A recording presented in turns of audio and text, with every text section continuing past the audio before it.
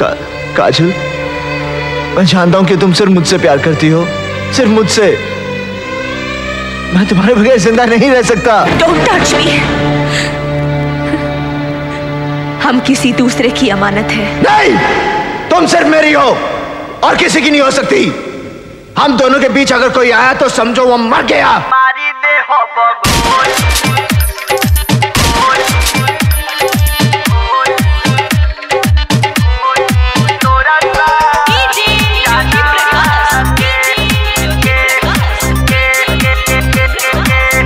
Recording studio Buxar. Mix by Kamlesh Yadav.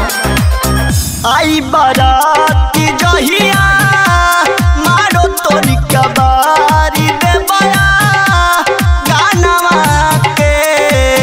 आई बाराती जहिया मारो तोरी कबारी दे बड़ा गानवा के। वही दिन मारी दे हो बगोली तोरा सा जानवा के। तो वही दिन मारी दे हो बगोली तोरा सा जानवा के।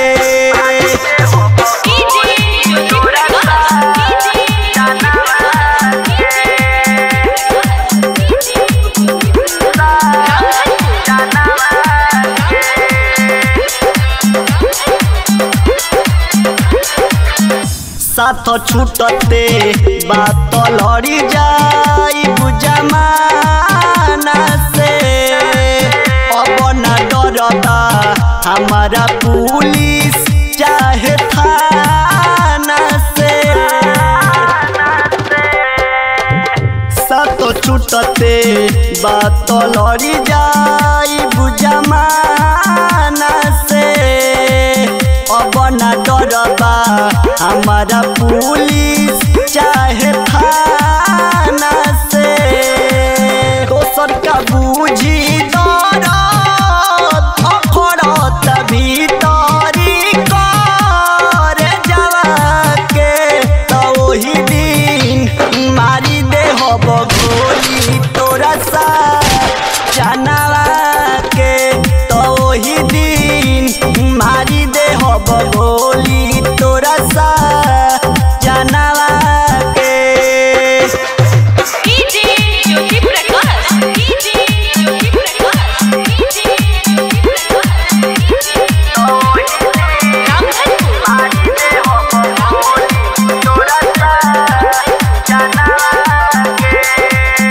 प्यारी हमारा के आतंक की बनावले बा। कलम छोड़ के राइफल हाथ में धरवले बा। प्यारी हमारा के आतंक की बनावले बा।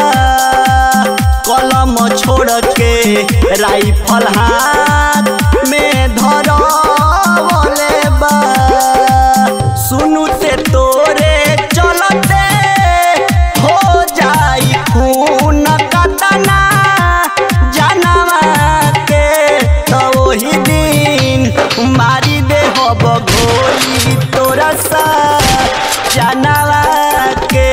तो वही दिन मारी दे हो बगोली तोरा सा जानवा के। से नूर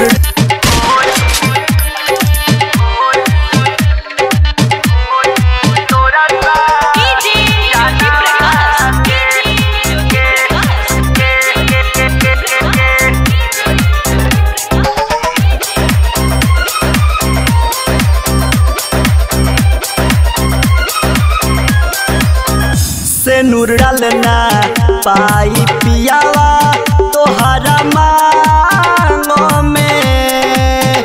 खून खौला ताटे सुन के मोर दिमागो में।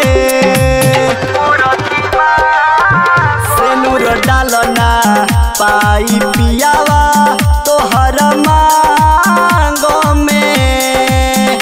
खून खौला बाटे सुनी के मोर दिमाग में हमें ई पाका विश्वा मिंतर दीपक जो बनावा के तो वही दिन मारी दे हब गोली तोरा सा